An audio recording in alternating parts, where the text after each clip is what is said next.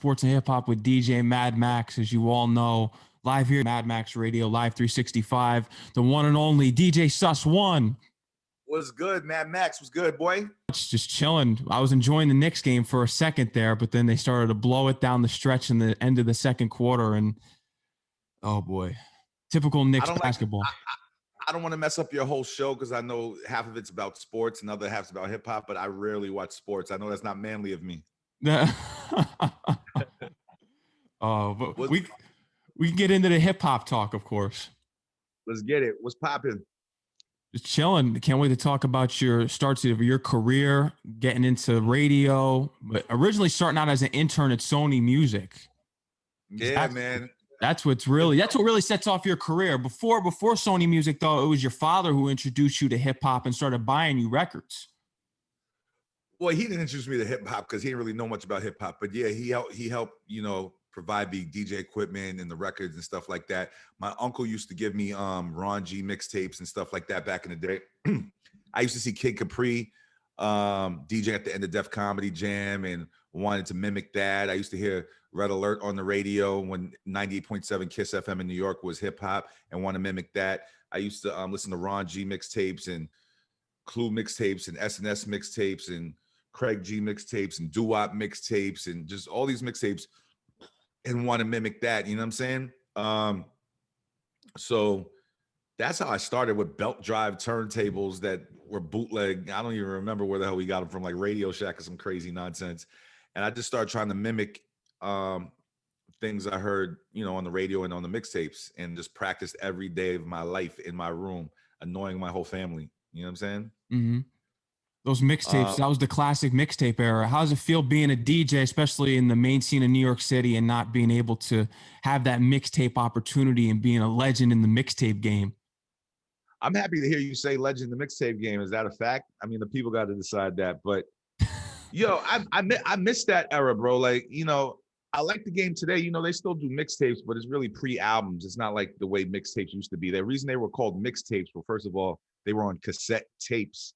And secondly, DJs were mixing records together and blending records together and doing acapellas over instrumentals, or whether they were just mixing songs together, whatever. But that's why they were called mixtapes. And then it graduated to mix CDs. And then Clue became famous in the tape scene, and we got famous off doing the exclusives and stuff.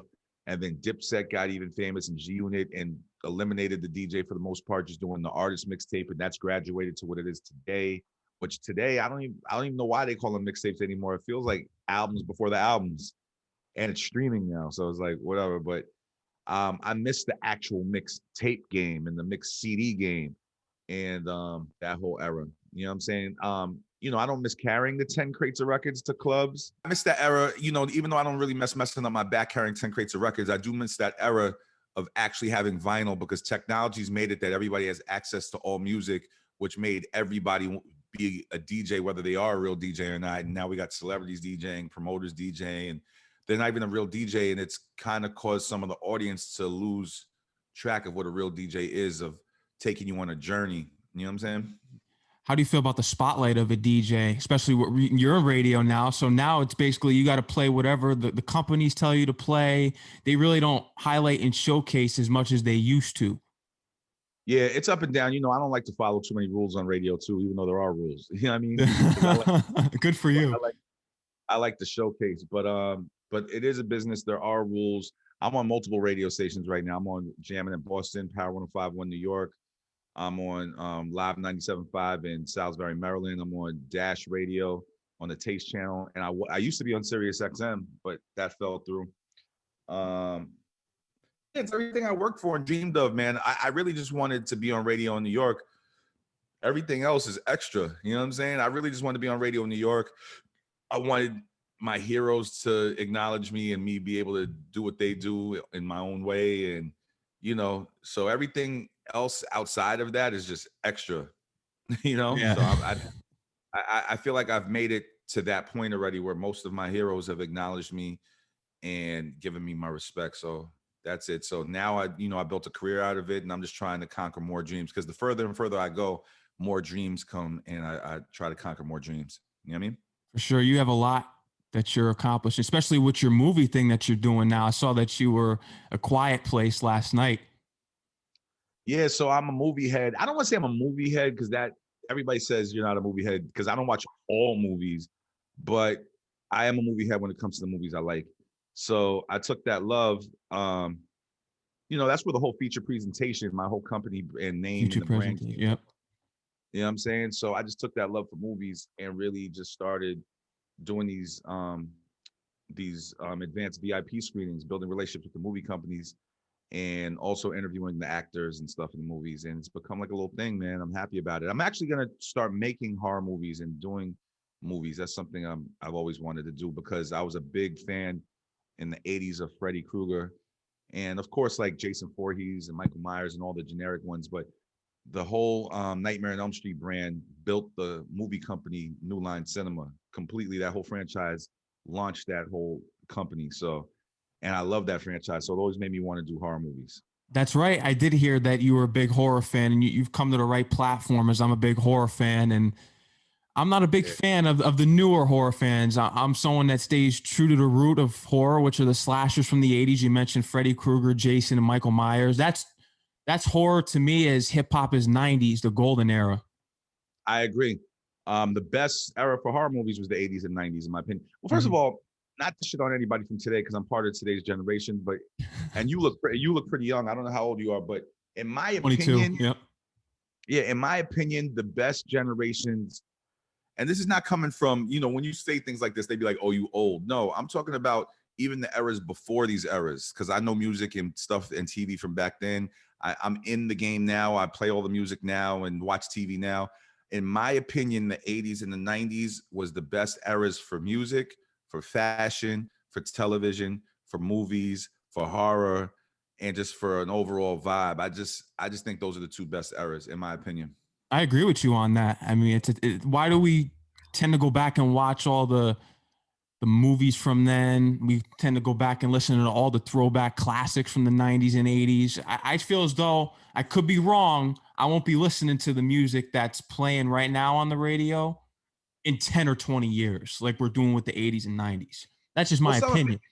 I agree with you. Majority of it, you won't. I mean, you're going to be listening to, some of the Drake stuff. You're going to be listening to some of the, I would say Cole stuff and Kendrick stuff, but yeah, a lot of it is microwave music. But that's the era we're in. We're in a social media streaming era. It's not about the whole, we listen to albums, but it's not as much as about the body of work as it used to be, where you used to open it and cherish it and see the pictures, the producers, the whole entire project as a whole, and cherish the vinyl or cherish the CD or cherish the cassette. Everybody's dropping music like a million times a day. It's like you don't even have time to remember a record anymore.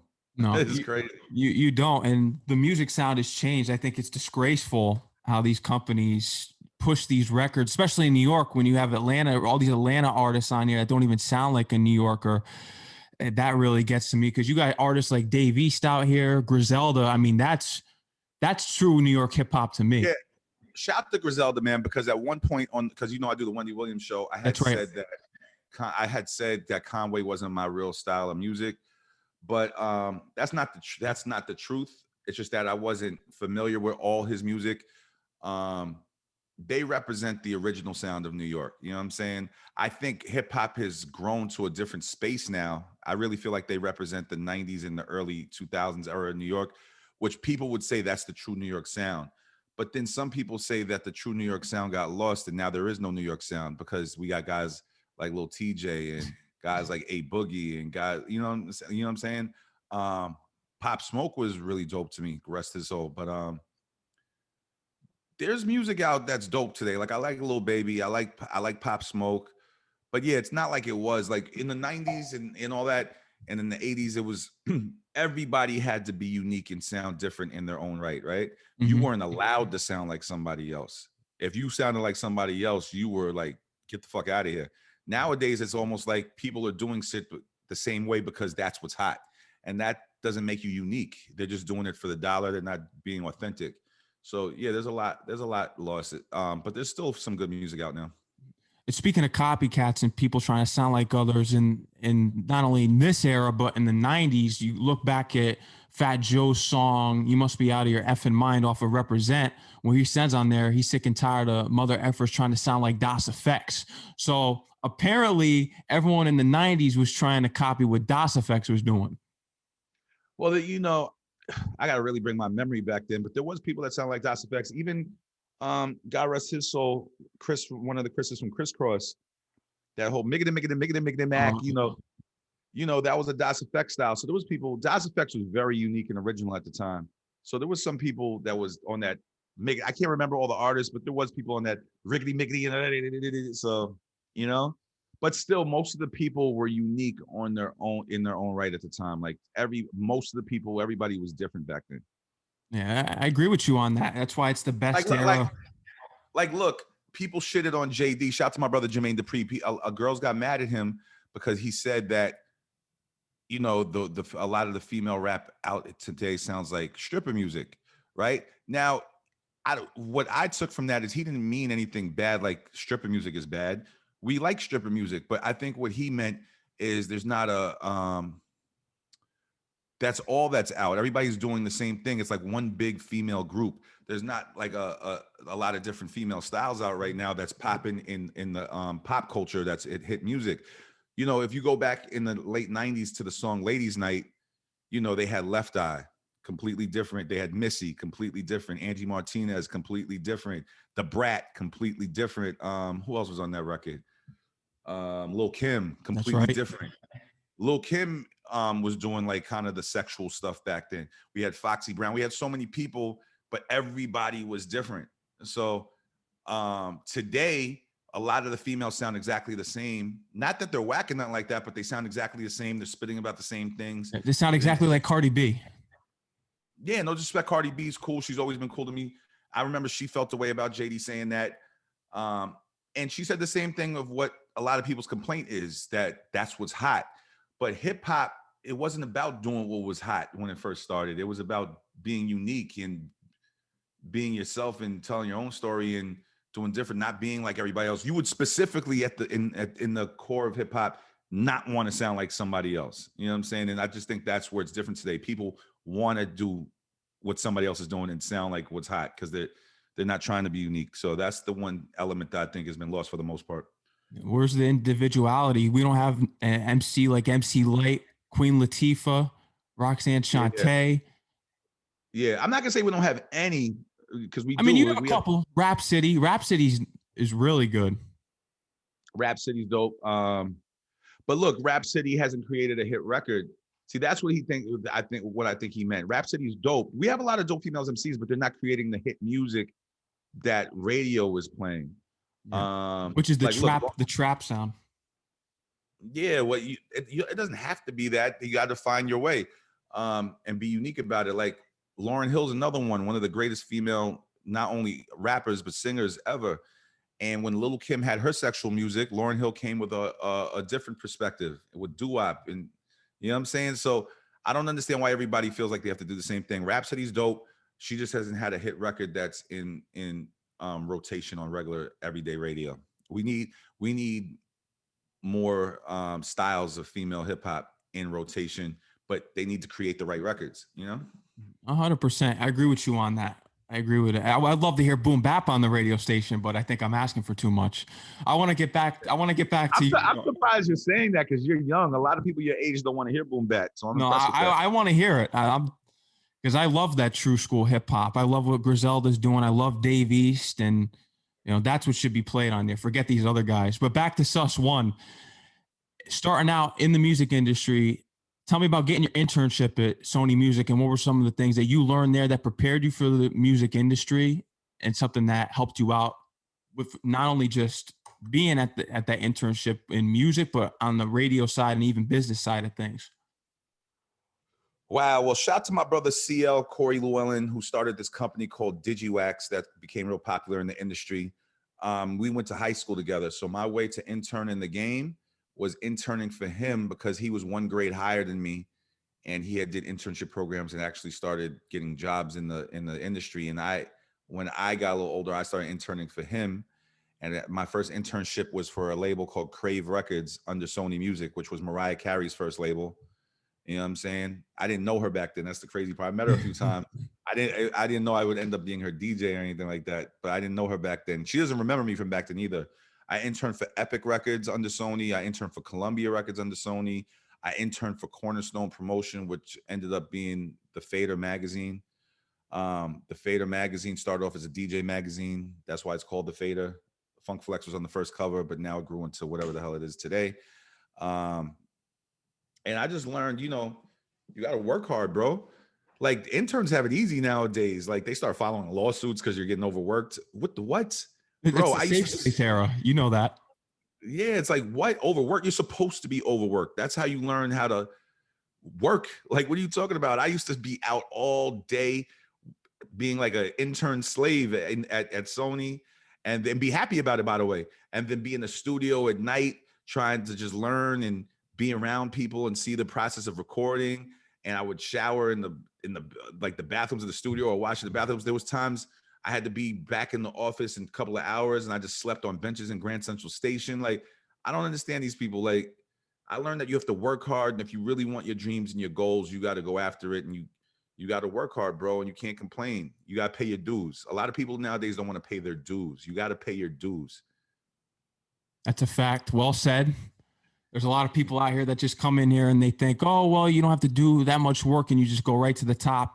And you're someone that's worked for everything that you have. Well, that's the social media era, because the perception is that some people have just got famous overnight because of popularity on social media. But the reality is once they get famous, if you want it to last, you have to work, or it's going to go down. So no matter which way you look at it, you're going to have to work hard. You know what I'm saying? Yeah. And it's all cloud chasing now. That's something that I always speak about.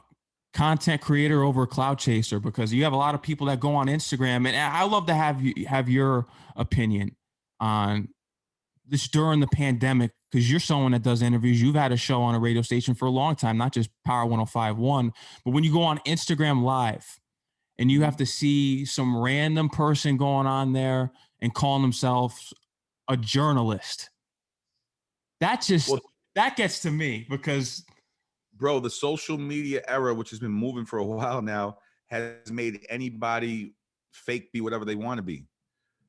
Every girl, no disrespect, I can't knock the hustle, but every girl on Instagram is a model, whether they're a model or not. Okay, they just put model. Every girl on Instagram is an actress or an actor, whether they want to be or not.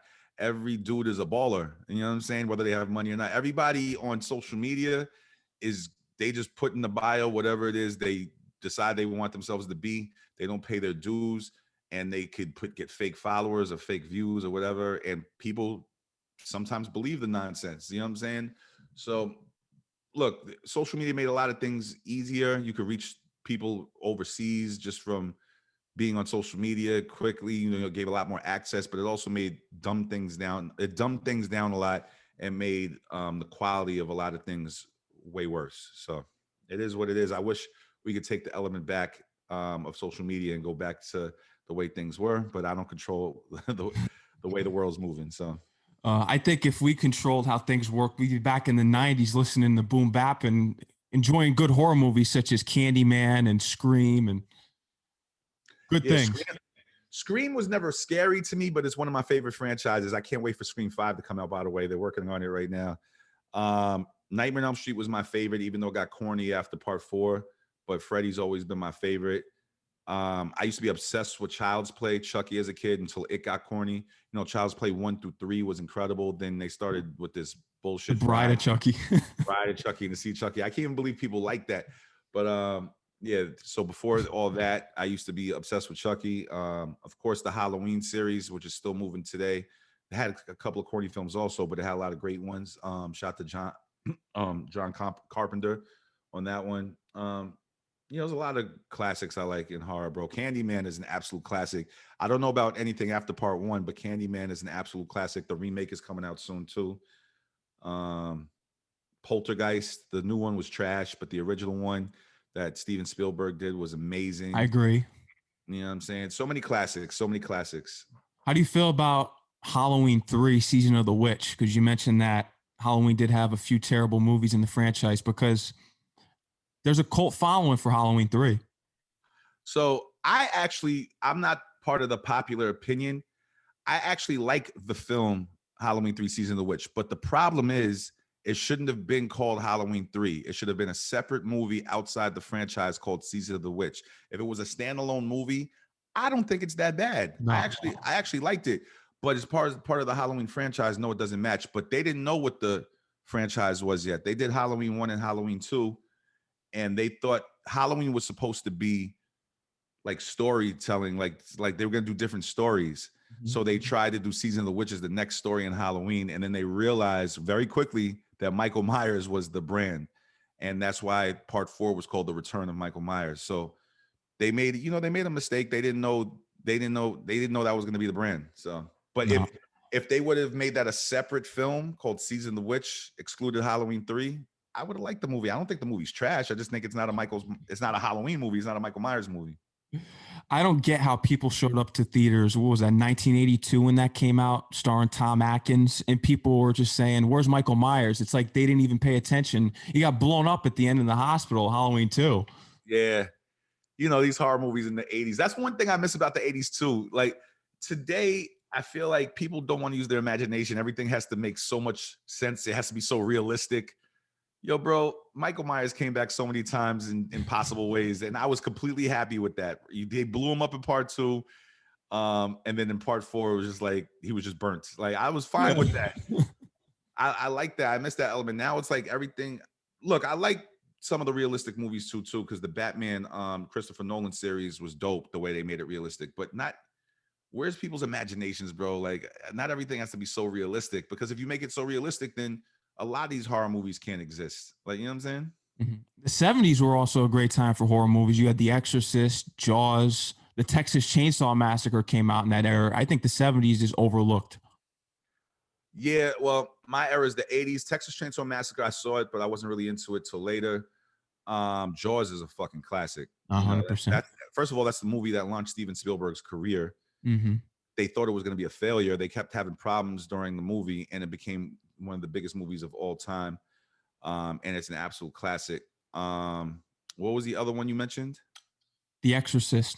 Yeah, The Exorcist I was never really into either. I don't know why. I know it's very popular and everybody was into it, but that wasn't one of mine. I liked Poltergeist better. Did it scare you? Is that why? Nah, it really didn't scare me as a kid. I don't know why. I just never was into the demonic horror movies. Even nowadays, I watch them with my girl, but I like more of the slasher films and the other types of horror movies. I've never really been into the demonic horror movies. You know what I'm saying? Even though there's a good one on Netflix right now called Eli. That shit was crazy. I'm not gonna lie. That was good. I got to check that out because when I go to Netflix, I see all these movies and I'm like, these are B movies or something. Nah, watch Eli. That was crazy. But I don't like too much of the demonic movies. In the paranormal movies. I like more of the slasher films and those type of films. Even Saw was good, even though I don't consider that kind of like a horror. Only the first one for me. Yeah, I didn't watch the others. Just the first one.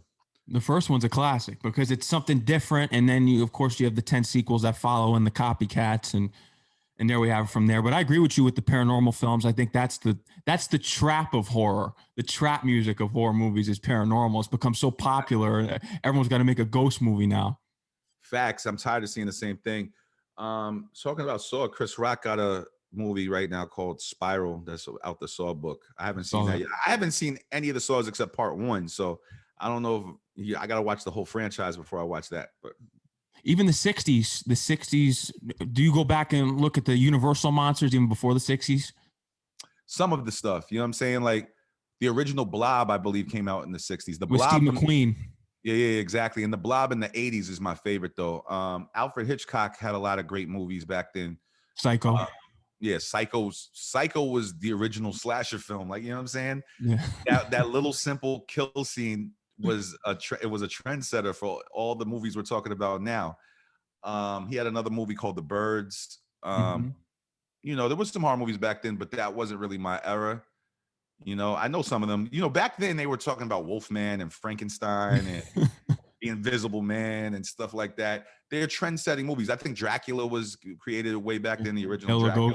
Yeah. So those are trend-setting movies for sure. But my era where I fell in love with horror was the 80s and probably the late 70s. Because I think if I'm not Poltergeist, I think was 82. 82. You got it right. But Jaws was in the late 70s. What I can't remember exactly what year The Shining was, but there was a lot 1980. of great, there's a lot of great movies back. 80s is my era, bro. What do you think is an overlooked horror franchise or even movie from the 80s? The hell was the name of this damn franchise? Basket Case. Oh, is that thing that's in the basket? Yeah, I know what you're talking about. Basket Case. Yo, in the 80s, they had this series called, it actually wasn't a horror movie. It was fucking real life shit. They had a series called Faces of Death. And he used to show real stuff like people getting electrocuted in electric chairs and just real death scenes. And that shit scared the hell out of me because it was real. So yeah. I don't even think they sell them. I haven't seen those since the 80s. Like, I don't even know if they sell them anymore. The Summer Camp series, which was real crazy because it was like a girl, but you found out she was a guy at the end. Sleepaway Camp. Yeah, I'm Sleepaway Camp. Sorry. That was an underrated series. I'm trying to think what else, because there was so many, bro. In the 80s, there was so many when you used to go to Blockbuster that was just on the shelf. The Evil Deads. Which one? The Evil Deads. Oh, yeah, the Evil Dead's a classic. Mm-hmm. They were trying to make an Ash vs. Freddy. I don't think that would have worked. No. Yeah, that wouldn't work. Evil Dead is classic, though. You know what's so funny? The movies nowadays is falling under the category of what we were talking about music. There's so many that drop, like on Netflix and all these different streaming plays. It's hard to keep up with everything. I be discovering movies like that came out 2 years ago that were good. I'm like, holy shit. There's a movie called Sweetheart that came out, I think, 2019 or 2020 on Netflix. And it's this horror movie where the girl was stranded on an island. Her friends ended up dying, and she found out that this creature comes out at night, and she's alone on the island with this creature. So there's some good ones nowadays, but you have to like find them. It's not like how it was back in the day. You just go to Blockbuster and see it on the shelf, and you're like, oh, let me try this one. You know what I'm saying? Just like hip hop, you got to dig in the crates for them. Facts. I'm impressed that you know all these horror movies from the 80s and all that. What do you think is an underrated series? That's a good one. Man, I think it's so tough because everything for me is so clear. Oh, I'll tell you what I think is underrated, but only the first 3 films. Hellraiser. I wasn't into Hellraiser as much as everybody was, but yeah, I don't think that was underrated. I think people loved it. You think so? Because the later sequels, I mean, a lot of them are terrible, of course, but if you look at the first 3 or even the first 4, they're decent films. Yo, there's a horror movie from the 80s called The First Power. I've heard of that. That shit was dope. Damn, I just had a couple in my head and I forgot. There's so many though. There's so many, bro.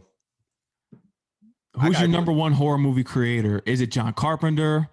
Is it Wes Craven? I'm gonna say Wes Craven because A Nightmare on Elm Street is probably my favorite horror franchise. But John Carpenter is incredible, bro. Like he brought us Halloween. He also brought us The Fog. The Thing. And The Thing, 1982. The Fog. Yeah, exactly. And The Thing is a classic movie. Oh my God. And there was another movie he did. Did he do Prince of Darkness? Who did They Live?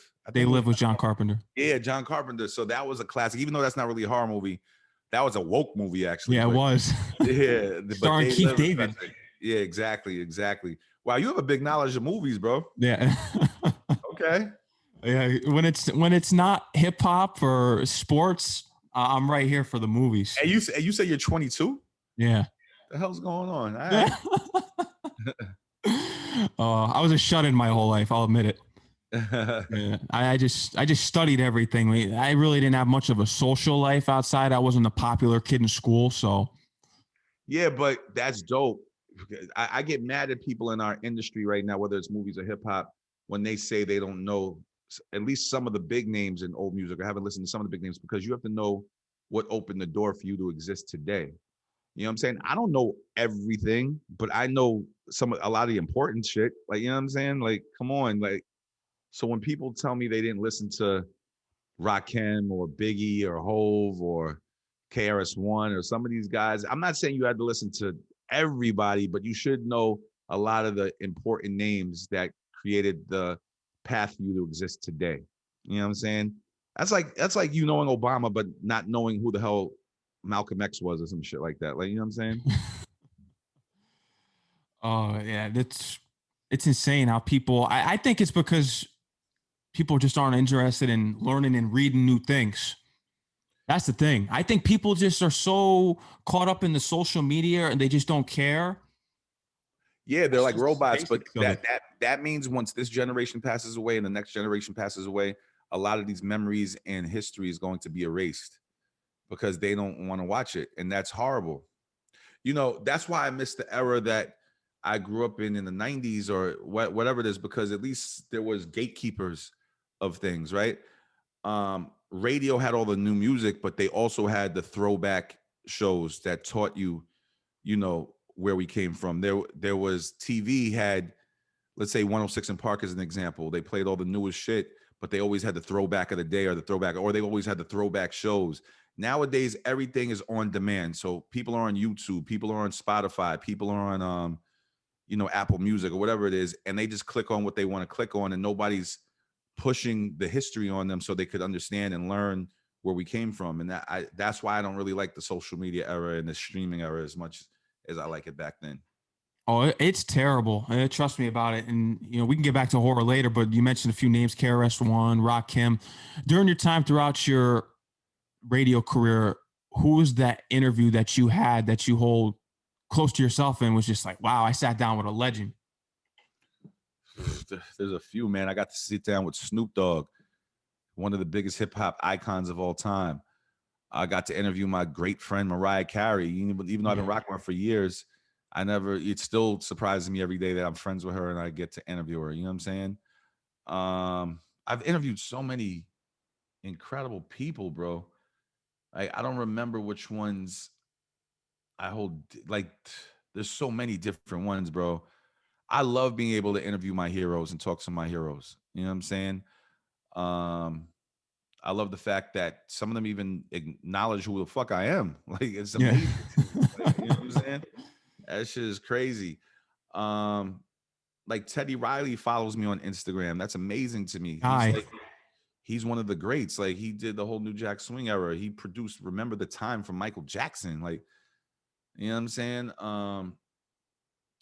I interviewed Ralph Tresvant. That was great. Yeah.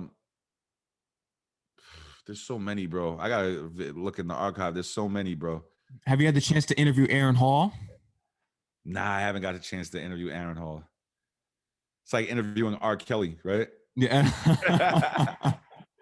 I don't know if you weren't alive back then, but Aaron Hall was popping, and then R. Kelly came out, and everybody used to say he sounded like Aaron Hall, but then R. Kelly skyrocketed. Oh, I know the debate already. To me, like, I think R. Kelly's better 100%. Just look at the catalog. I don't see that. I just don't see the comparison and how people are trying to make that a discussion. I just don't see it. Well, no, it was the sound of his voice. It was the sound of his voice. Are we talking about when he was with Public Announcement and then how he went into 12 Play? Yeah, exactly. He had a similar sounding voice to Aaron Hall, but then R. Kelly surpassed everybody. So too bad R. Kelly became the monster that everybody discovered he was, because he's one of the greatest R&B artists of all time. You know, it's too bad that, you know, we all discovered that he's into minors. That's horrible. So yeah, it's crazy. 100%. I think Aaron Hall's got some classics though. The Truth, his debut album, not just the stuff he did with Guy, but The Truth was a great debut for solo wise. That was a great debut. He had a record on the Juice soundtrack called what was the name of the song? Now I lay me down to sleep. I pray my. I got the Juice soundtrack in my library. I could pull it up. All right, I forgot the exact name of the song. We could double check it. Well, we're just double checking the Juice soundtrack here for this title of that Aaron Hall track. You just taught me something new, bro. We're on Zoom right now, but on YouTube? Yeah, we're on YouTube because that's how the station's playing it right now. Because everything with COVID now, you got to find a new way. Oh, how are you going to get your radio stations to play the live stream? So you go live on the YouTube channel, and then they play it for you on the station. I just didn't know that that you could go live with Zoom on YouTube. I need to Yeah, start. you can. Yeah. Shout out to everybody on YouTube right now. Yeah. So the song is with Aaron Hall, Don't Be Afraid. Don't be afraid. Don't be afraid. That's a classic. I love that Aaron Hall record, bro. You know what I'm saying? You also had a song on Dangerous Minds soundtrack too. Which one was that? I don't remember. Let me see. I got that in my library. Because Dangerous Minds, the big record, was the Coolio record. Gangster's Paradise. Yep, exactly. Dangerous Minds was Curiosity. Oh, Curiosity. Yeah. I was on the Dangerous Minds soundtrack. Wow, you taking me back. Yeah. People, a lot of the people that's watching this interview that's your age doesn't even know what Dangerous Minds is. No, they don't. They don't even. I don't even think they know the artist we're talking about. They don't know about the Michelle Pfeiffer movie Dangerous Minds, which is an absolute classic. And the soundtrack had the hit single Gangsta's Paradise with Coolio. Y'all don't know about that. No. Do your research and history. Yeah, that's the whole point. That's what we're in this for, is journalists, interviewers, DJs. We got to know our stuff, and that's why we're here where we're at, especially where you're at. I mean, you're at Power 105 and all these radio stations. And from Sony, I want to get back to you. This is your interview. From Sony, how were you able to work your way to Power 104.1 in Connecticut? Because I'm from Connecticut, and we can get into the music scene in Connecticut and how there really isn't much of a music scene. What part of Connecticut are you from? I'm from Fairfield County. All right, so I used to, from the mixtape game and interning, I finagled my way into the clubs, right? Mm-hmm. I started off at a club called Club Hollywood every Saturday night in New Rochelle. That was my first weekly gig. Before that, I used to do industry gigs as an intern. After Club Hollywood, I finagled my way into the clubs in New York City. I used to DJ at this club called 9.5, which was in downtown Manhattan. There was a DJ named DJ Playtime who was from Connecticut, and he came up to me and we just started talking and chit-chatting, and he told me, yo, I DJ at this club called Bar with No Name in Hartford, Connecticut, and they just fired a bunch of DJs on my station that I'm on, Power 104.1, which is the sister station of Power 105, because at the time I couldn't get on Hot 97 or Power 105. I wasn't hot enough in the streets or whatever the situation was. He said they just fired a bunch of DJs up there. Star and Buck Wild was on in the morning up there because they had got fired from Hot 97 and they didn't make it to Power 105 yet. So he said, come fill in for me at the club Bar with No Name. The program director is going to be there so he could hear you spin. So I went and filled in for him because he had to travel or whatever. Shout out to DJ Playtime. And the program director heard me and they tried me out on the air one time. Then they tried me out a second time. And I ended up getting a gig once a week. And I ended up, after a couple of months, being on 6 days a week. And I used to drive broke in a super fucked up Neon from Hastings/Yonkers in New York to Hartford and back every day, and broke in a bootleg Neon, and just to be on radio for an hour a day. And on Fridays, I was on 4 hours a day. And I remember I didn't have money. I used to have to ask the program director for money out of his pocket for gas and shit like that. It was crazy. And Wow. then, but that caught the attention. God rest Carl Blaze. Soul Carl Blaze used to be on Power 105.1 at the time. Shout out to DJ Cut. He used to be on Power 105.1 at the time. Laura Stiles, who's part of the morning show at Hot 97, used to be at Power 105 at the time. And I used to call them all the time, just like, how can I get on Power? How can I get on Power? How can I get on Power? Anyway, I went so broke that I couldn't even do it anymore. So I asked the program director if I could go back to just doing 1 day a week just to get myself back on my feet. And they basically told me in so many words that you knew what this was when you took the job and blah, blah, blah. And they took me off the schedule, basically fired me. That same day, Power 105.1 called me to do Mixmaster Weekends in New York. And not too long after that, my brother DJ Clue, shout out to DJ Clue, who I had built a relationship over the years from the clubs and the mixtape game, put me on tour with Mariah Carey because he had just left Hot 97 New York to come to Power 105 because he was only on 1 day a week at Hot, and he came to do his show 5 days a week on Power. So he couldn't do Mariah's whole tour. So he put me on that tour, and I built I ended up doing 95% of the tour, and he did the rest. He did the big cities, but I ended up building a relationship with Mariah Carey at that time because he put me on that tour. At the same time as I finally got on Mixmaster Weekends in New York, and then built my way from there to getting my own shit. It's a dreadful drive, Yonkers to Hartford. Trust me, I'm from Connecticut, so I know where it's like going to Hartford. It's terrible. Bro, it was 2.5 hours on a good day. If there was super traffic, oh my God. And then sometimes I would DJ clubs up there, like not sometimes Hartford or sometimes in other parts of Connecticut. And I would have to drive back. Even though they closed early, I would have to do that 2.5 hour drive back in the middle of the night. Yeah, it was crazy. But I was hustling, bro. Like, that's why I don't understand people who don't want to work hard or don't want to hustle or don't want to do things. Like, there was plenty of nights my car broke down and, no heat. I remember I was driving a hoopty with a damn blanket because there's no heat in the winter going to DJ gigs. So I don't like these people who say, yo, they're overworking the interns. What? You're supposed to be overworked. Get the fuck out of here. You're soft. It's exactly right. The safe space kids. That's all they are. Everyone wants to be in their safe space. How'd you like Connecticut though? Have you grown? Shout out to Connecticut. Shout out to Connecticut. Connecticut was dope. I mean, I've seen some of the most gangster shit happen in Connecticut at some of these clubs. Like I remember I DJ'd a club in Waterbury and the biggest brawls and shootouts.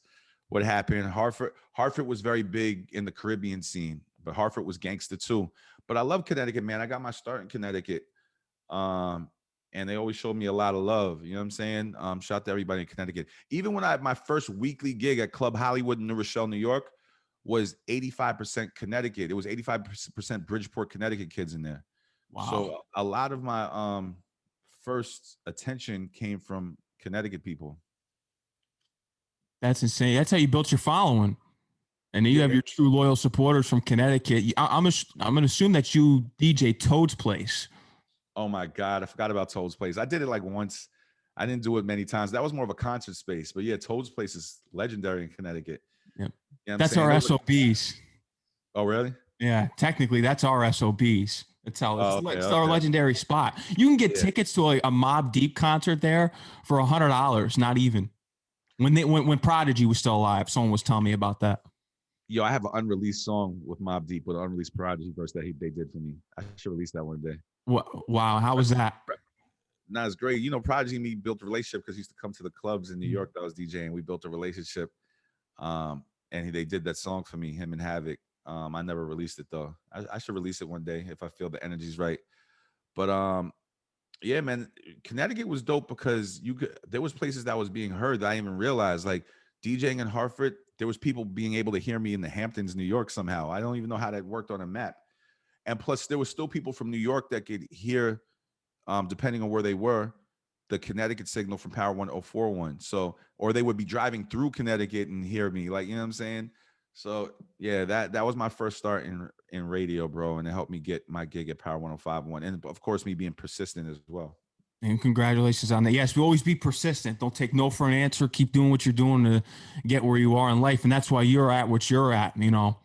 Exactly. That's the key in being persistent. There's nothing wrong with it. There's nothing wrong with it at all. You got to keep on it. Don't give up. Bro, I'm still an example of that. I'm still trying to get to the next level. Like there's always a different level. I'm still working hard and being persistent in people's ears and hustling and doing everything. It doesn't matter what level you're at. You're always trying to get to the next level. And I think for you I'm going to tell it like it is. They got to let these old heads got to retire. It's got to happen sooner or later so that you can be at the top. And let's say that you'll be the funk flex, and then you let the other kids come in that are the youth. You go to the top spot now. Salute the funk flex. He's one of my heroes. Yeah, he's staying in the game a long time. But that's a choice, man. Honestly, I don't think I'd want to be. Well, let me not say that. Who knows where life will go? But I see myself going more into the movie world and stuff. I don't think I want to be in radio that long on that level, unless we'll see how things go. But I really am trying to create these flicks and be more into doing Hollywood stuff. So we'll see what's up. So you want to be a John Carpenter, or do you want to be the actor studio interviewer? I want to be a New Line Cinema. My company is called the Feature Presentation Studios. Right now, if you go to thefeaturepresentation.com, you can see movie news, TV show news. We do movie review, TV review, and all that stuff. But I want to create my own horror movies, man. And then, once that launches to a certain level, then do other genres of movies. But I just want to have my own New Line Cinema of however that would work in this climate of film, because we're in a streaming era. But I just want to be my own I want to be able to create my own movies, be the producer and get the screenwriters and get the directors and get the everybody. Chase that dream. We need that. We need good horror movies again. Yeah, man. So that's what I'm working on. And if anyone can do it, it's you. You have the space, you have the popularity, you know what you're doing, you have the knowledge of the 80s, you grew up during that time, you know what good horror is. Get that trash out of the theaters. Enough of the paranormal movies. Yeah, it's just that it's interesting because it's hard to see what scares people nowadays. There's been so many movies over the generations. It seems like it's hard to scare people nowadays. But sometimes we overthink, bro. I haven't seen a good slasher film in a while. Maybe it's long overdue. You could create a new slasher. Yeah. You know what I like about horror movies too? Because if you do it right, you create the new face of horror. You see that face on Halloween time for years and years and years. Like people are still wearing Scream masks and people are still wearing Jason masks and people for generations. So it's insane how horrors came to be, even though, in my opinion, it's gone downhill a lot. That's why I still live in the 80s and 90s when I go back to view horror movies. What's been some horror movies that you've been impressed with this past decade? I'll tell you mine after what you say. The past decade, not many. Like I said, I just saw a good one called Eli. That's right, on Netflix. Yeah, but there aren't many I'm impressed with, honestly. Impressed? No, there's not many. Not the past decade. I'll throw two at you. I think Sinister and Orphan were the two for me. Orphan was dope. Let's not get it twisted. Orphan was dope. They should have did a sequel to it. Sequel's coming out this year. Oh, they're doing a prequel, right? Yeah. But Orphan kind of was like the good son to me until they released the ending part where you realize she was not a kid. That's what made it different. But besides that incredible ending, I thought it was like the female version of the good son with Macaulay Culkin and Elijah Wood. Yeah, exactly. So, but it was a dope movie. I'm not taking anything away from it. It was incredible, but I thought it was like an evil kid, like the good son. It's just that the ending was different. The ending made it creative, where she wasn't even a kid at all. That was dope. It was the twist. Yeah, the twist. And what was the other movie you said? Sinister. Yeah, I didn't see Sinister. Oh, you got to see that. That's a movie that really sticks with people. I've shown to other people, whether it's people in my family or people that I know, and they're like, yeah, that movie had me thinking all night. Has there been a horror movie that's ever done that to you where it just kept you up and you were thinking and you couldn't get it off your mind? Has there been a horror movie that's done that? I mean, when I was younger, Poltergeist. Yeah, but now that I'm older, those movies aren't as scary. As much as I hate paranormal movies, at the beginning of the trend, some of the paranormal movies fucked me up because you know what it is about paranormal that makes it popular, in my opinion, even though it's not my thing. Some people don't know whether it's real or fake. You know, they don't know about the spirit world. Some people really believe that's real. So, and it, you know, the people who don't believe it don't really know it could be, you know, so that's what makes it scary. So one or two of the first paranormal movies in the beginning of the trend before it just became like, come on now, another one, fucked me up a little bit. But yeah. I don't know what would fuck people up in this day and age, because people are so fucked up. The TV shows and the video games are scarier than fucking like, you know what I'm saying? some of the movies now. So you're right about that. Yeah, so but there's not many that have impressed me, man. The first Saw was dope when it came out because it had a twist, but I still don't think it was scary. You know what I'm saying? Scream in the 90s was fire, but I still don't think it was scary. I think it was a typical slasher film, but what made it different was the twist of the mystery of who it is that's killing people and the whole what's your favorite scary movie and the whole phone thing. That it just made it different.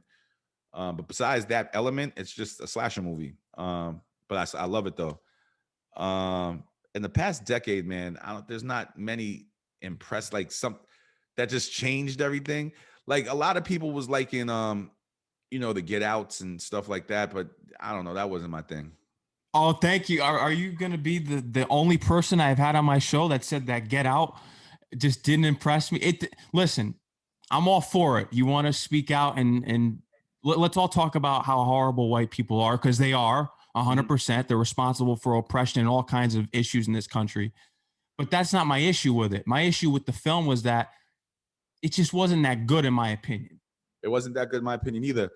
Yeah, as soon as you say a movie's not good, they start saying, what, you have a problem with the issues? No, that's not it. It's just, that's not what I look for when I'm looking for a fucking horror movie. That's all. Yeah. Like, you know what I'm saying? And just look at the movie that Jordan Peele made after that, Us. Yeah. I wasn't a fan of that.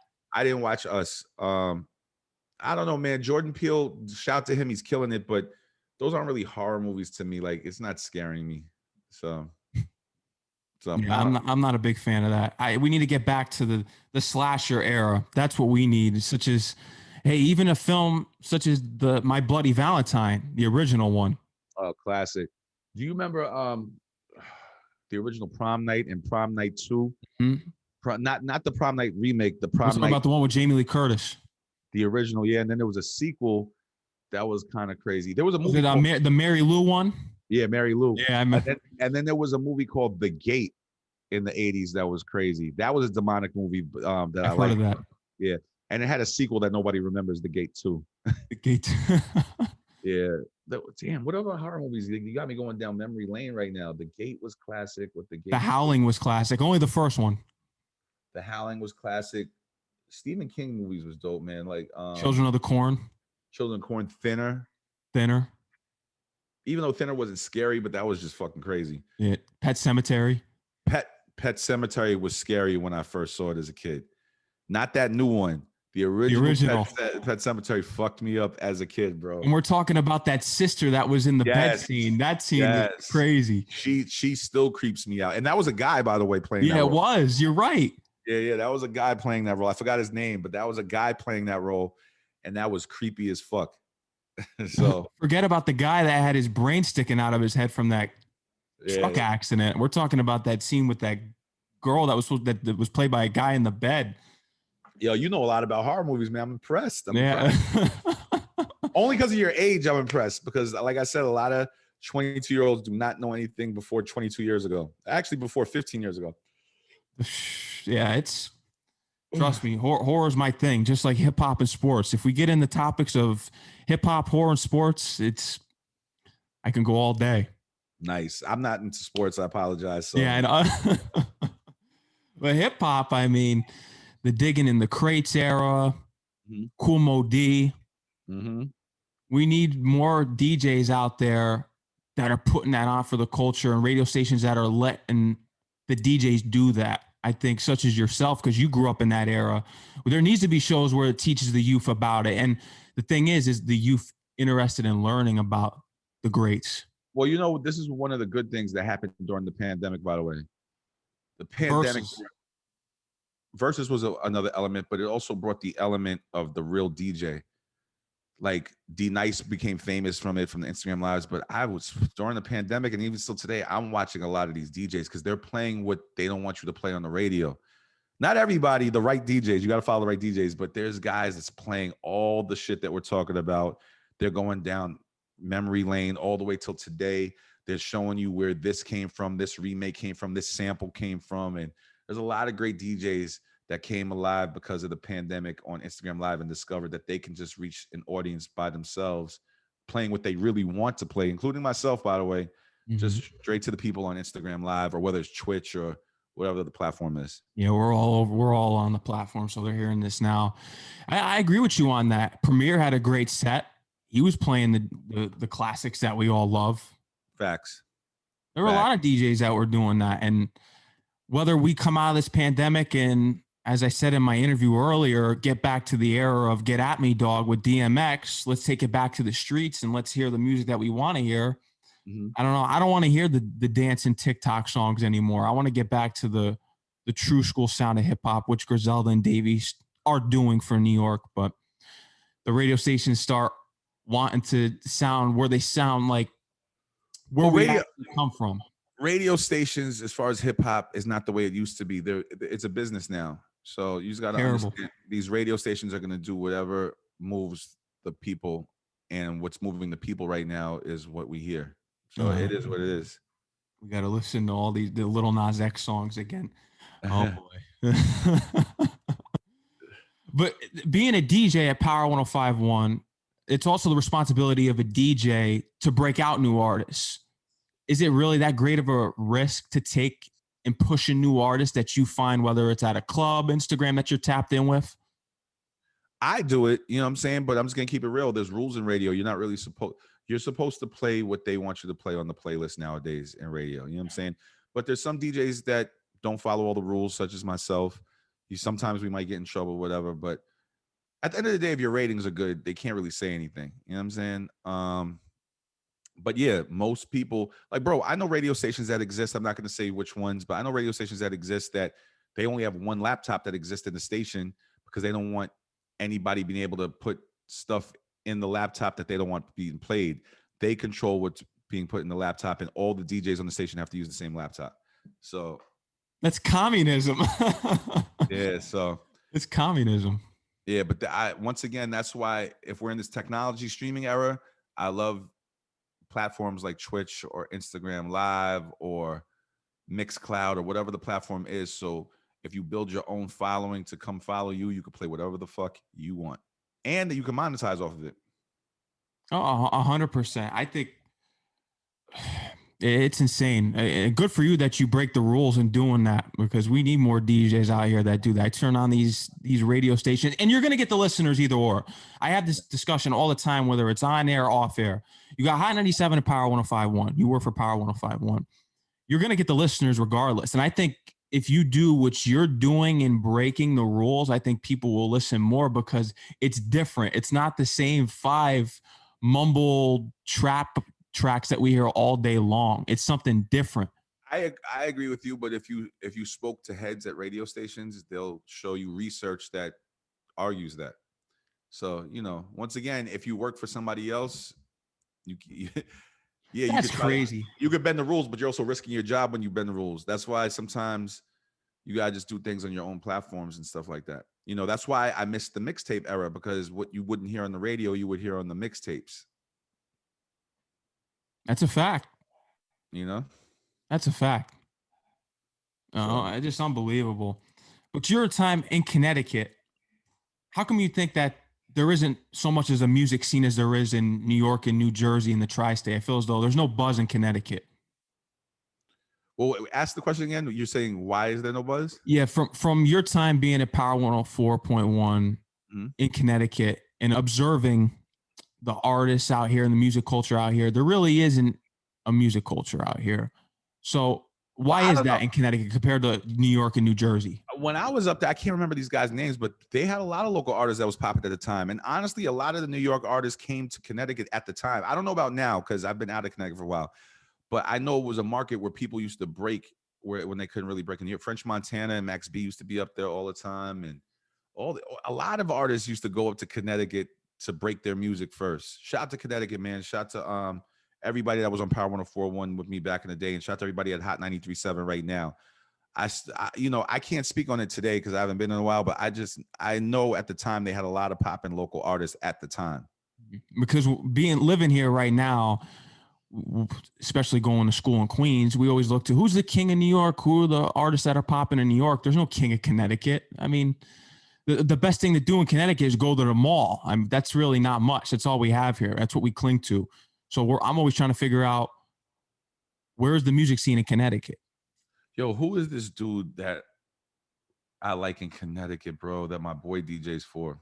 Damn, I can't remember his name right now. There's Brillo. No, it's not Brillo. Sholey? Nah, it's this dude I know. He had all these old school tattoos. Damn. I can't remember his name, but why is it like that? I can't speak on it because I haven't been there in a while, but I know there's a lot of talent in Connecticut. So if they just got to work hard, and maybe they need to talk to the local radio station. I don't know. I'm not up there. I don't know if Hot 93 is playing the local talent. You know what I'm saying? DJs got to embrace, or those artists got to just step the fuck up and create records that people are going to want to make a movie out of. Mm-hmm. Yeah, and especially not only he's making a movie, but doing politics tracks. I think Public Enemy, we need more artists doing that. That disappeared. Speak out against. That's the original essence of hip hop. But once again, we're in an era where people are not on that. They're trying to do just whatever's hot. I wish there was revolutionary music. It feels like you only get it when something horrible happens, like George Floyd or something like that. But the system's fucked up regardless. Like we should have revolutionary music and unify the people in hip hop to fight against the system like they originally did all the fucking time. It's probably a big reason why the corporations got a control of hip hop. You know, that's a whole conspiracy conversation that. Oh, I believe in that. I think that the companies, they did. I think that these white people got in there to control what was being played. I do. I agree with that. I think about that all the time because, listen, FDT by YG, that wasn't enough for me. We needed more diss tracks going at Trump. We needed more. It wasn't enough. Yeah. Yo, it's crazy, man. It's a lot of things is controlled now. That's why you got to go on platforms where you have no control. You're exactly right. It's interesting to hear how being in radio now that you want to get into the film industry, do you have some scripts lined up that you're working on currently? Yeah, I don't want to talk with them. No, we don't got to give out your ideas. We don't want no thieves in here taking your ideas. Yeah. I have a couple of scripts. One I got to rewrite. Stuff I've been working on for years, actually, but I've been so focused in music. Now I'm going to take more time to focus on the movie stuff because I really, really want to go that route. So yeah, we have a few ideas, bro. Slasher ideas. And get rid of CGI. I don't want to see that in any of your movies. I don't like CGI. I want to do the best I can to do things that we can use the old way of special effects, but make it look more realistic than it did back then. So see, CGI just looks fake to me. I don't even understand why some of it is very good, but a lot of it is just like, this is basically a video game. Like, why is it, you know? So I don't really like CGI. Get back to the Rick Baker days of what the transformation of the werewolves in American Werewolf in London and the Howling. Facts. But we got to get the right guys to make that type of art look better and more realistic for today. And I'm sure it's possible. I don't know why they don't stick to that type of vibe. Everybody wants to take the easy way out with CGI. It's the trap. I'm telling you, that's another trap element. This is why, and even I know you're into production. You got the songs that you have, Champion. We can go on and on and on. You have an unreleased song with Mobb Deep, as you revealed here. Would you produce a horrorcore album? I'm talking The Gravediggers, Kool Keith with Dr. Octagon. That sound. I could create music for them. Are you talking about an album like a DJ Sus One album? A DJ Sus One album with artists just compiled in the one album. I'm trying to think of who you could put. You could probably put the Griselda guys on there. Yeah, I was trying to put them on a record recently, but it didn't work out. I'm putting out music in a second, just with me and my guy who produces and sings and writes, because yes, I would like to do that, but I'm tired of chasing a lot of these artists and trying to clear these artists and stuff like that. So it's not like it was before. It's like these guys, you got to be hot for them to fuck with you on a certain level. It's not like the essence of hip hop I came up where people just want to be on something and spit bars. It's not like that anymore. So would I like to do that? Yeah. But I think I want to put out some music just with me and my team first. I got some records though. You got some horrorcore boom bap records? I got a couple of joints. Yeah. Oh, I can't wait to hear those. Yeah. What's your number one horrorcore album of all time? There's so many. Jesus. I can't name one of all time. I mean, Get Rich or Die Trying was amazing. MOP, The Locks, not the Diddy one, the We Are the Streets, Mobb Deep. What Mobb Deep, the album with Shook Once and Survival of the Fittest and all those records. Oh my God. There's so many. There's too many. I don't know which one's the greatest of all time, but there's so many. No, I was talking horrorcore. Hardcore hip hop. No, horrorcore. Horrorcore? Mm-hmm. What do you mean by horrorcore? Horrorcore. It was okay. I'm really. I thought you said hardcore. That's why I'm thinking you said the whole time. Hardcore. I mean, we can. That's a discussion. I think so you're saying would I create a horrorcore album? Horror. Yeah. Oh, okay. That's a whole different thing. Well, describe what you mean by horrorcore. Okay, horrorcore is horror in the hip hop form. Dr. Octagonologist, which was Kool Keith's album, The Gravediggers with 6 Feet Deep. Mm-hmm. It was all, I don't know what you would call it. The aesthetic of it sounding, it was a horror movie pretty much. You know, I have mixtapes. You got Google. I don't even know if it's still around. This is a while ago, called Halloween Havoc. I did it once or twice, and we sampled like Nightmare on Elm Street and had people freestyle over the hardcore beat, and we had horror. Did Lloyd Banks have one? He had a couple of them. Yeah, well, this is before Lloyd Banks was even a thing. Oh wow. Yeah, so if you're talking about that type of vibe, I could see myself. I wasn't thinking about doing that, but I could see myself doing that. Yeah, I gave you an idea. Yeah. So I could see myself doing that. I wasn't thinking about doing that. We'll see. Mm-hmm. And that's why I said you could put Griselda on it, because they could rap over something like that. They had, well, what did Conway do? The Devil's Reject. That was one of his mixtapes that he had. Yeah. Griselda's fire, bro. Like I said, I tried to do a record with them recently, but it didn't pan out. So we'll see what the future holds. Mm-hmm. Number one horrorcore hip hop album. Well, let's try it again. Number one horrorcore hip hop album of all time. Yes, I don't know, because I just learned that saying, horrorcore. I would have to think about that. Kool Keith. You have Dr. Octagon, Dr. Doom, Black Elvis. Yeah, they're fire. But that's what is that what they called that type of hip hop, horrorcore? I never heard that. Yeah. I just thought it was incredible hip hop. Yeah, that's what they called it, because it was horror in the form of rap. Nice.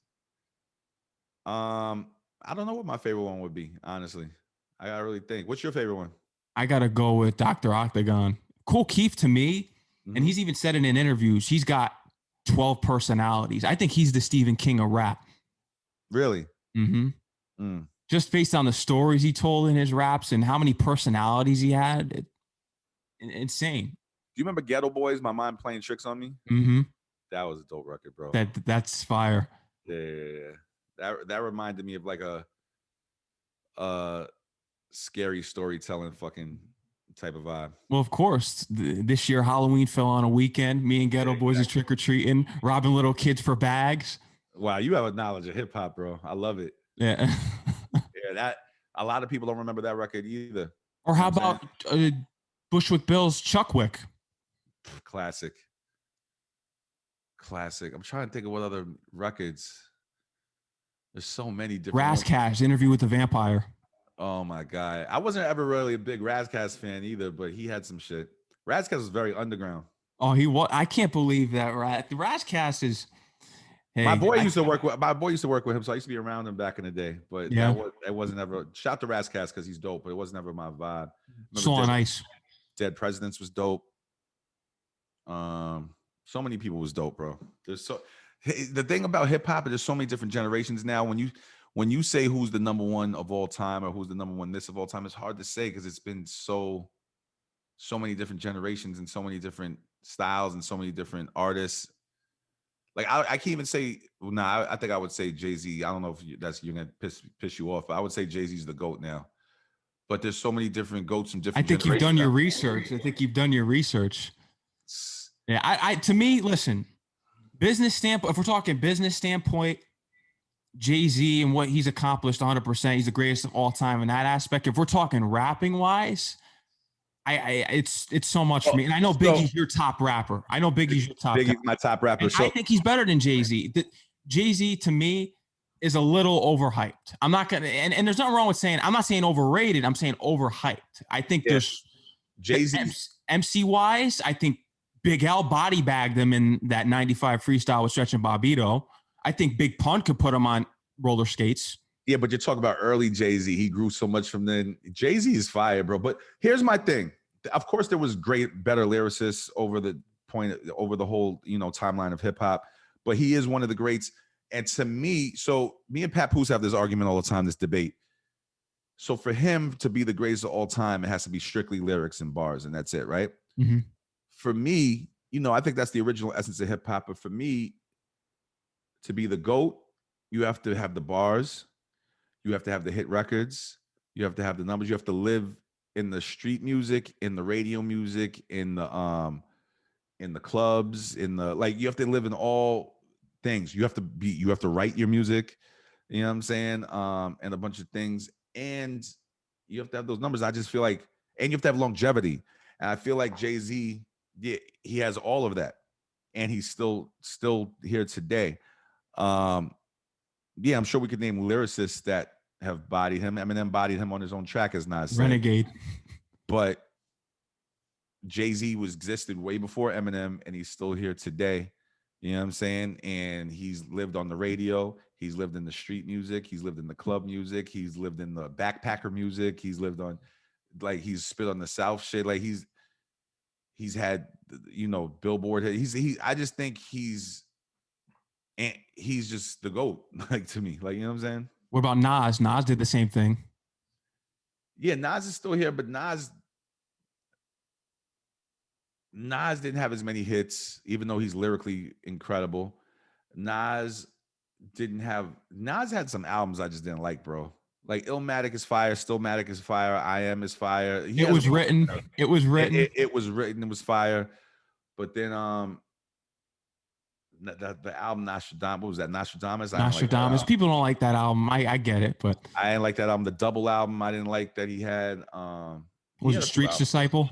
Yeah, exactly. He had a few albums I didn't really like that. That's why Jay-Z tried to go in on him, because he was at a down point. You know what I'm saying? And Jay-Z woke up a beast when he did take over. You know what I'm saying? And then Stillmatic was some of Nas's best fucking work in a long fucking time. Yeah. So yeah, we had Ether, and somehow, some way, Jay-Z survived that, because not too many rappers can come back from that. Well, because he's a GOAT. And don't get me wrong, Nas is a GOAT too. Nas is a GOAT. These are some of the greatest rappers of all time. But if we're talking about the greatest of all time, I think if Jay-Z passed away today, he would go down as the greatest of all time. Because of everything, his catalog, his longevity. Yes, he has bars. He's lived in all aspects of hip hop. He's done business moves that's crazy, which I know that's outside of the hip hop element, but it is hip hop, and he's put on so many people too. So I don't know. To me, if someone were to say who's the greatest of all time on the whole package, I'd say Tupac, because in my opinion, I think Tupac is a disrespected MC. I think that man, when people say that he's not a great MC, you got to really analyze what this man was saying in some of his records. Well, Tupac is one of the greatest. But the thing is, his life was taken early. Biggie's my favorite, but his life was taken too early. So I try to leave them out of the conversation. But yeah, Tupac. So here's what I'll say about Tupac. Tupac stood up, talked about real situations. You know what I'm saying? He had revolutionary music. He talked about real issues. He was not scared to go at your neck. Like, you know what I'm saying? He had hit records. But now, guys, don't get mad at me. This is just my opinion.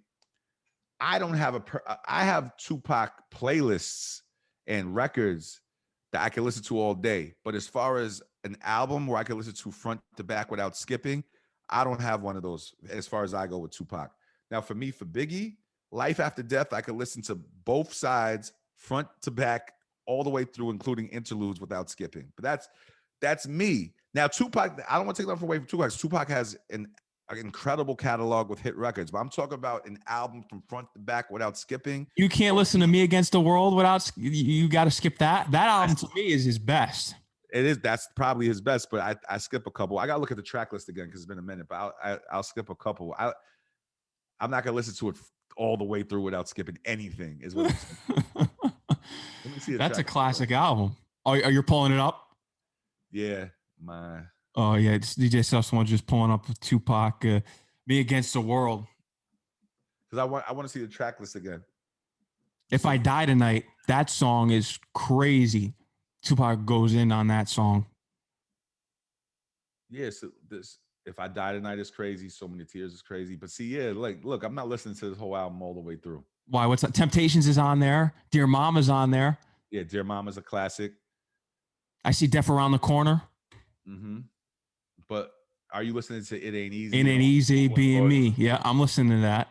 All right. See, for me, I don't think I think school. How about old school? Old school. That's my favorite song off of Me Against the World because the references on there. You can see Tupac being a hip hop fan in that song. You're not skipping Heavy in the Game?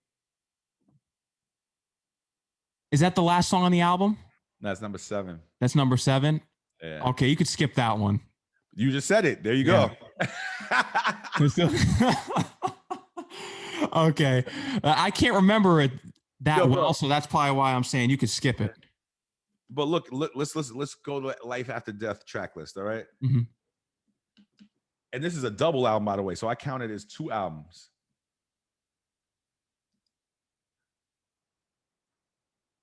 Intro, Somebody's Got to Die, Hypnotize, Kick in the Door, Fucking You Tonight, Last Day featuring the Locks, I Love the Dough featuring Jay-Z, What's Beef? Beef is like the B.I.G. interlude. B.I.G. is, you know what I'm saying? More money, more problems. Niggas bleed just like us. Whoa. I got a story to tell. Notorious Thugs with Bone Thugs and Harmony. Miss You. Another with Lil Kim. Going Back to Cali. 10 Crack Commandments. Play a Hater, that where you were singing. Oh, I could skip that. You could skip that. No way, bro. Play a Hater. You could skip that. I'll give you that one, but that was a hit record on radio. Let's be clear. Nasty Boy. I Go on and on and on and Sky's the Limit. That's called 112. The World is Filled. No, Sky's the Limit didn't have 112 in it. That was Missing You. Sky's the Limit. Oh no, they're in it. Yeah, Sky is the Limit when they're singing in it. That's 112. Is that 112? Mm-hmm. Okay. The World is Filled with Too Short. My niggas praying on my downfall. Some of the best hip hop verses of all time. Mm-hmm. The Long Kiss Goodnight and You're Nobody till somebody kills you, bro. That's a phenomenal fucking. In which Rick Ross flipped on Mastermind with French Montana.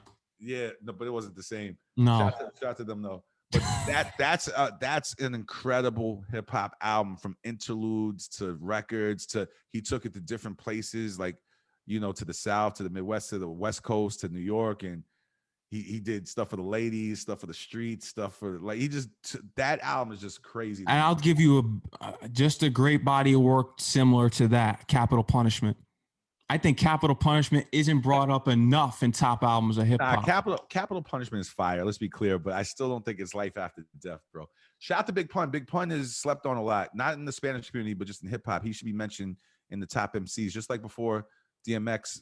God rest his soul. I always said should have been mentioned as some of the top. It always takes to when he died that they mentioned him. Everyone's like, oh, he's top 5, he's top 10, but we weren't saying he was top 10 when he was alive, even though It's Dark and Hell is Hot and Flesh of My Flesh and Blood of My Blood are 2 of my favorite hip hop albums of all time. And then there was X, you could say that too, but. Yo, bro, I always told people before he passed away, first of all, he went multi-platinum twice in 1 year. You know what I'm saying? When he first came out, he was lyrically killing, bodying everybody. You know what I'm saying? Niggas done started something. His verse on that, he killed everybody on that. And shout out to the Locks and Mace, because they killed it too, but yeah. DMX killed it. He was killing everybody. Or how about Blackout? Blackout. Jay-Z's verse on that was tough. Yeah, I agree with that. I agree with you on that. But DMX was unique. He was. They loved him in all cultures, bro. And he was killing concerts with nobody on his side, just him on the stage. Like, I just think he was fine. And he was selling 5 million albums, like out the gate. He saved Def Jam. Yeah, he did save Def Jam, but then Def Jam was a monster. They had so many people: DMX, Redman, Method Man. I forgot everybody at that time, but they were a monster at one point in that era. DMX did some horrorcore. Damien, The Omen. He had some more. X is Coming for You, which was a flip on the Nightmare on Elm Street song. Yeah, exactly. So, Pun is fire, bro. Pun's lyric game was bananas. I think. Who would you say? It's tough. The greatest lyricist of all time. Mm-hmm. See, that's a hard conversation. Because I want to say Pun. His rhymes were so. I'll put it to you this way. I think Pun's delivery of his lyrics is the greatest of all time, and what proves, even though Biggie's got that insane flow pattern. That dead in the middle of Little Italy, little did we know it riddled to middlemen who didn't do diddly. Like, well, that's one of the greatest bars. That's one of the greatest hip hop lyrics of all time. Dead in the middle of Little Italy, little did they know that we riddled to middlemen who didn't do diddly. That is some of the craziest bars I've ever heard. That's a fact. You know what I'm saying? But still, there's records on this album that I would skip. Which ones are you skipping? Because I want to know. Like, and by the way, I'm not saying they're trash. It's just that if I'm in my car, I'm not listening to every album, every song. Super Lyrical, fire. I'm not a player. With Black Thought. Yeah, with Black Thought. Still not a player, and I'm not a player. Fire. Dream Shatterer, fire. I think the album version I would skip though. I like the remix version. Even though it's the same lyrics, he killed it. Mm-hmm. Glamour Life was cool. I would skip all these tracks up until Twins, Deep Cover 98, fire. No, you're not skipping You Ain't a Killer. That's at the end. I didn't skip that yet. Oh, okay. Nah, You Ain't a Killer's fire. I'm yeah. not skipping that. But look, I think I would skip Boomerang and Fast Money. Don't skip Parental Discretion. That's my favorite pun song. That one's dope. I probably would skip it though. Beware is fire. Beware. Caribbean Connection was fire. You Came Up with Nori was fire. But once again, I'm not listening to front to back. What about Packing the Mac in the Back of the Ack? Those skits are classic. They're classic. Not listening to it back to back though. Or how about the one with Funk Flex on there where he's laughing about him and Joe being two wild bears? Yeah, that's uncensored. Yeah. So, but yeah, Capital Punishment classic album. But once again, there are some tracks on there I would personally skip if I'm in my car and go straight to my favorite super bangers. Jay-Z got albums that I listened to all the way through, like his second album, which people say they don't like. Volume 1. Yeah, Volume 1. I think that shit is phenomenal. A lot of people don't like it. The Blueprint, fucking incredible, bro. Yeah. The Blueprint was fire. Oh man. Sus One, is there anything else you would love to say to the audience here tonight? Anything that you want to say that you have coming up that you want to promote? Look out for me on the Wendy Williams Show Monday through Friday. I'm on Power 105.1 on the weekends. I'm on Jamming in Boston on Friday nights. I'm on in Maryland, Salisbury, Monday through Thursday. I'm on Dash Radio on the Taste Channel Monday through Friday. Look out for the feature presentation studios. We're going to be creating film and some projects that you might see on your favorite movie streaming platforms. We got artists coming out. We got music coming out. Go on the featurepresentation.com. You know what I'm saying? Check out our movie reviews and TV show reviews. Look for me on tour with Mariah Carey when we get back into it after everything opens back up. And yeah, I think that's about it for now. Yeah, we covered everything 100%. Yeah, man, we gotta do this again. Not so late because I got to get out of here in a few. But yeah, we gotta do this again because you have an incredible knowledge of horror movies, which I like to talk about, an incredible knowledge of hip hop. But we got to have like a horror movie talk. Yeah, we do. 100%. I appreciate you coming on the show, Sus One. Make sure they follow you on Instagram and Twitter at DJ Sus One. Yes. And be in tune with what you got coming out, and check him out on the Wendy Williams Show, as he is the DJ for that spectacular hit show. Thank you, bro. I appreciate it. Mad Max. You know, there's another DJ named Mad Max. Yeah, he ain't me, so he doesn't count. I haven't seen him in years though, but shout out to my brother Mad Max, bro. Oh boy. All right, Sus One, I'm gonna let you go here. Perfect. Sus One, I want to thank you for doing that for me and coming on the show for an interview. Definitely got to do a part 2 of horror movies though. Yeah, we got to, bro. No doubt. All right, Sus One, take care. Enjoy the rest of your night. Peace, man. My guy. Yeah. Love.